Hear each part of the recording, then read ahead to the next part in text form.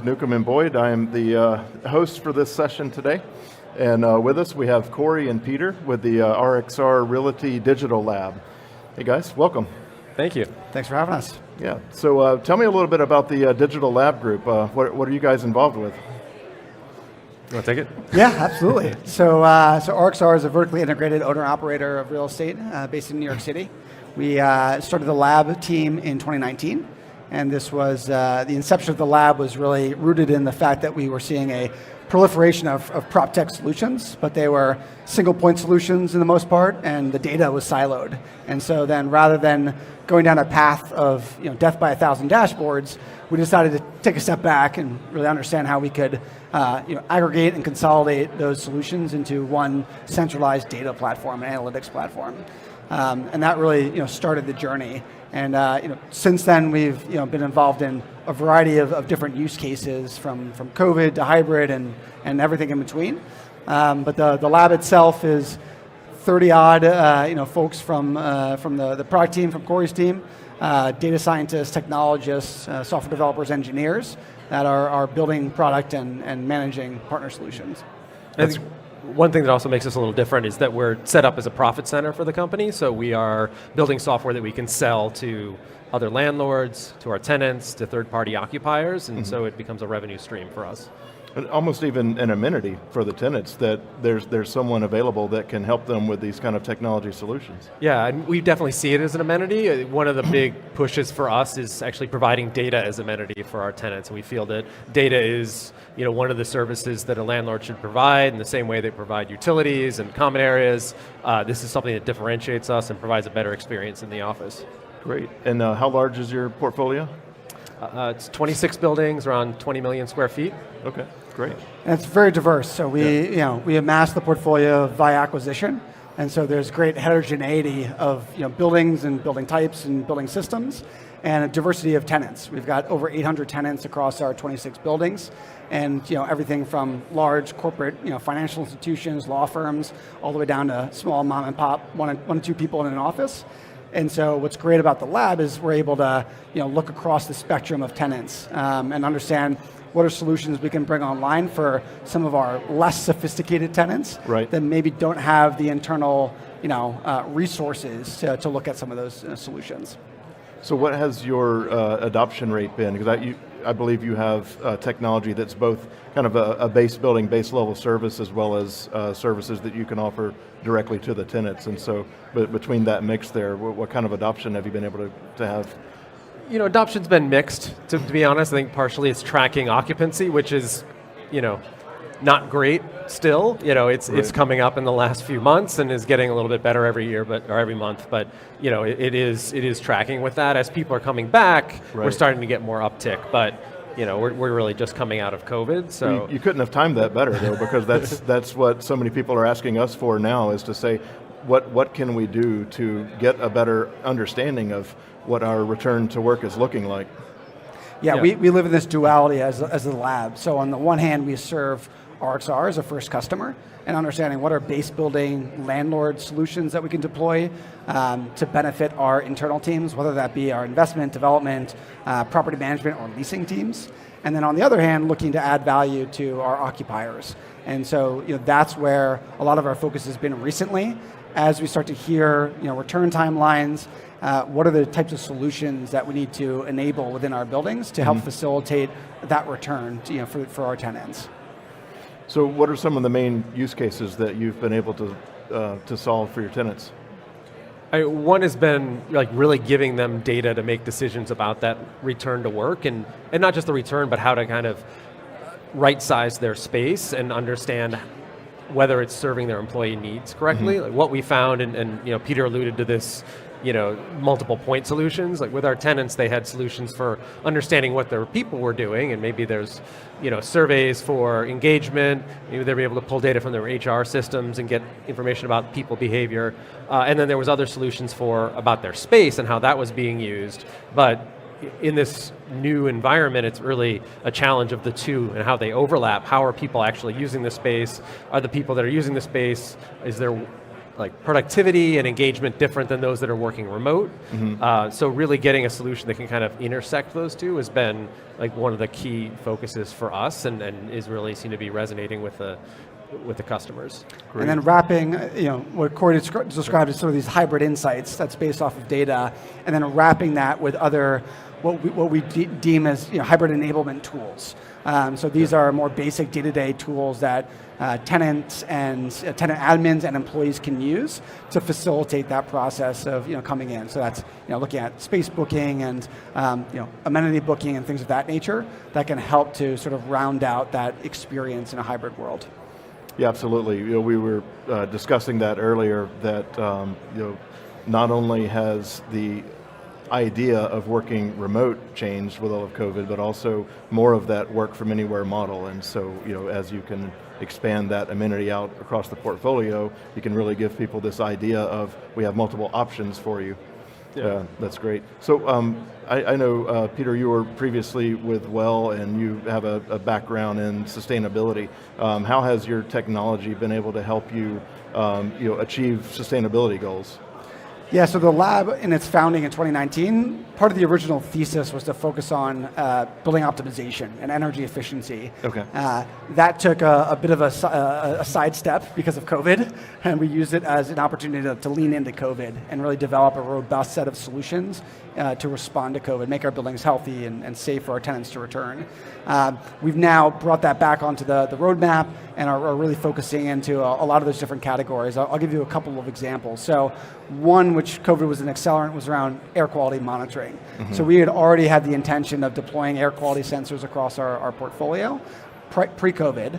COVID really made that apparent and needed, and so we've done that now. So we have portfolio of sensors across the portfolio. I think it's over 1,000, and so we're actively in real time monitoring air quality conditions and then displaying that information for both our property management team, so they have visibility into air quality metrics, and then also to our tenants to give them that vote of confidence and transparency into how buildings are performing.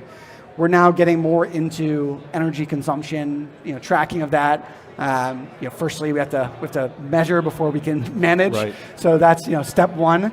So trying to understand exactly where we have digital submetering to bring that data to the surface, and then start to put in energy conservation measures to allow us to set us up for success.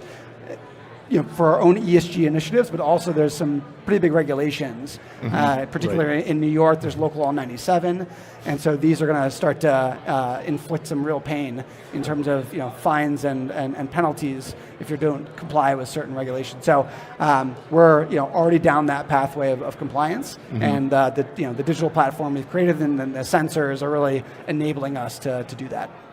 We've seen that just the idea of benchmarking saves energy, because once you have that knowledge of knowing where you have this kind of out of scale energy use, you start looking into it, and so you kind of get your easy targets first.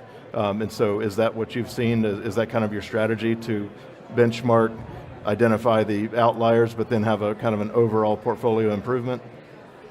Yeah, I mean, I think that it's, firstly, you have to measure it, right? And then that'll allow us to benchmark, grab the low-hanging fruit where you see it, and then there's going to have to be some deeper retrofits and deeper energy efficiency initiatives that we'll have to undertake, and that'll obviously take time and involve capital planning. But yeah, that's the overall path that we're taking to be able to see that. Again, what's interesting is that we have assets that are quite old and even landmarks. So the Helmsley building, when you look down Park Avenue, that building right there next to Grand Central, that's ours. So that's going to be a different profile than a more modern office building like the one that our headquarters is in 75 Rock. And so it'll be building by building basis. But yeah, firstly have to benchmark.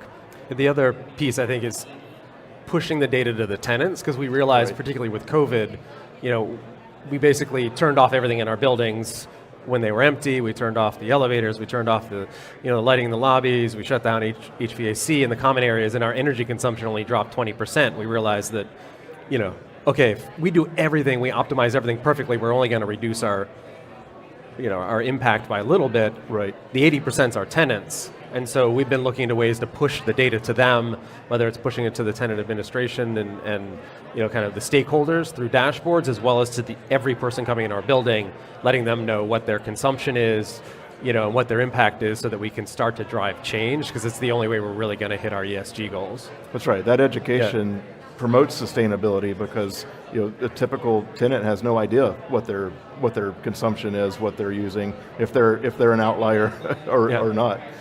So since your applications are tenant facing and employees have access to really receive information, are you also using this as a way of kind of tenant education? And I know that in itself can help apply towards lead points or well points to really educate on the things that you're doing. And we're definitely using it for that, providing insights and information. So it's very personalized. So the end employee knows, essentially their portion of their contribution to the energy impact. Right. And then we can tie that to some information about how they could drive change, whether it's, turning off their monitor on the way out, or making sure the lights are turned off. Right. In addition to that, we participated in the annual Kingsley survey, so we sent out a survey to all of our tenants. It's pretty exhaustive, and that gives us a lot of critical feedback. But the Experience app and the platform allows us to do more pulse surveys, so we can do push notification, very simple surveys, just to get general feedback on motivations in coming to the workplace today. Is it because you want to collaborate with your employees? Is it because you're told to come in because it's Wednesday, or is it because there's great amenities and offerings in the building or the surrounding community that's really drawing you into the office? So it allows us even more channels of feedback to our tenants. Absolutely, that's great. So what got you guys into this industry? What's your background that led you to providing technology for the real estate industry? I have a convoluted path here, but I was trained as an architect, so have always had a passion for buildings, building experience. Went on a long wandering path away from architecture into software development, and mostly consumer-based software, but again, focused on that end-user experience, and really in the last couple years, had the opportunity to bring those two interests back together, my architecture and kind of software side, and the building tech space is just so exciting to me. There's so much investment, there's so much opportunity to actually create impact in an industry that hasn't really transformed in decades. Like the last real technological change in real estate was like the elevator, right. And so it's nice to be... Or lobby turnstiles. Right. Similar, a bit of a wandering path for me as well. I came in through the side door in sustainability consulting. Okay. So I was originally working for a consulting team in New York, helping to drive energy efficiency projects, sustainable design, and achieve certifications like LEED for affordable housing projects. So really, very underserved communities that could stand to benefit from a healthy building. Yeah. And only as of late have really gotten more into the tech space. But really see that as one of those great enabling opportunities to accelerate a lot of the other principles around sustainability, otherwise now brought into ESG. And so see this this wave of technology adoption as being critical to driving forward on those first principles. Yeah, great. I asked that question because one of the topics we talked about on the Smart Building Integrator Summit yesterday was about finding talent and the next generation, and how do you continue to staff up your groups and where you find people, because most people don't graduate college and say, I want to go into the construction and real estate industry. We end up just kind of evolving into this, but the background and skills that you need, like you said, tying that architecture with software, that who would have thought that there'd be an industry in those two married together. Yeah. And so it makes it really nice. Yeah, I do a lot of work with my undergrad, and there's no formal real estate curriculum, but it's a liberal arts school, so critical thinking and problem solving can be applied to the real estate industry like any other. Well, something like this is great for introducing people to the whole world of real estate and technology.